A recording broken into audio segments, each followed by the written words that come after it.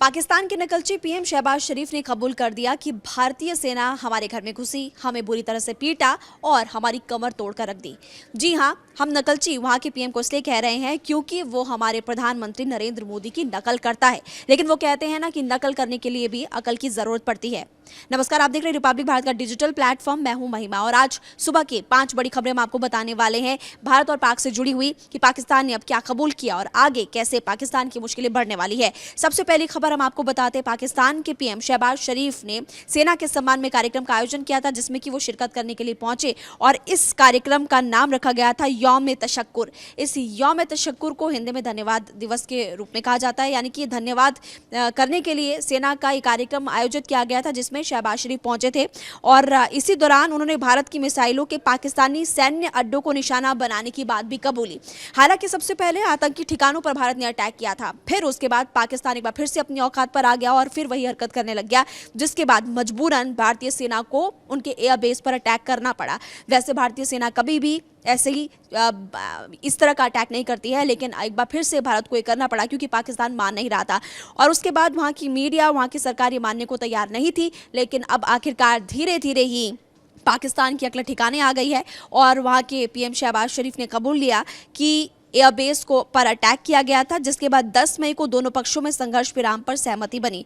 शहबाज ने नूर खान पर हमले की बात भी कबूली है। नूर खान एयरबेस पर हमला भारतीय सेना ने किया था और वो पूरी तरह से तबाह हो गया। इस पर भी उन्होंने ये कहा है कि 9 से 10 मई की दरमियानी रात सेना प्रमुख जनरल आसिम मुनीर ने मुझे सिक्योर्ड फोन पर बताया कि भारत ने अपनी बैलिस्टिक मिसाइल अभी लॉन्च किए और एक नूर खान एयरपोर्ट पर भी गिरा है और कुछ दूसरे इलाकों पर भी गिरे हैं। तो यहाँ पर आप देख सकते हैं कि शहबाज शरीफ अब ये कबूल कर रहे हैं कि आसिम मुनीर ने कबूल किया, मतलब आसिम मुनीर ने उनको फ़ोन किया रात के 2:30 बजे और ये बताया कि पीएम साहब, भारतीय जो मिसाइलें हैं, बैलिस्टिक मिसाइल है, वो हमारे एयरबेस पर गिरी है।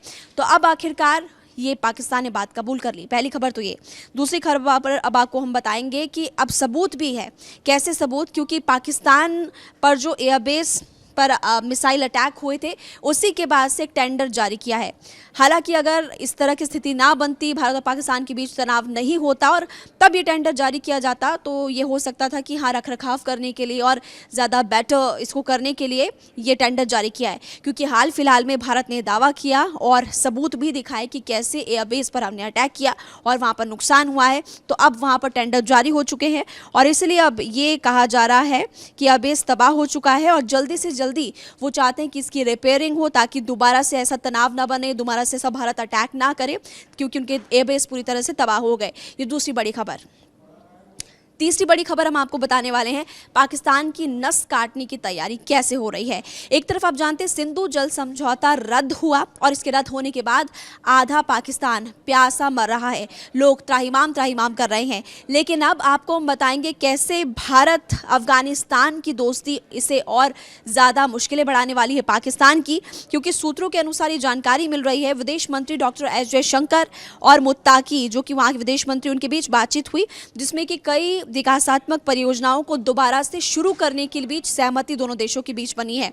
इससे आप अंदाजा लगा सकते हैं कि भारत और अफगानिस्तान के बीच जो कुछ प्रोजेक्ट्स थे वो रोके गए थे, लेकिन अब वो दोबारा से शुरू होने वाले हैं।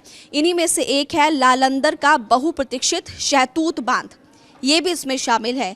ये बांध काबुल नदी पर बनना प्रस्तावित है और पाकिस्तान की एक बड़ी चिंता ये भी है कि काबुल नदी सिंधु बेसिन का हिस्सा है और हिंदू कुश पर्वतों से निकलकर खैबर पख्तूनख्वा प्रांत में ये प्रवेश करती है।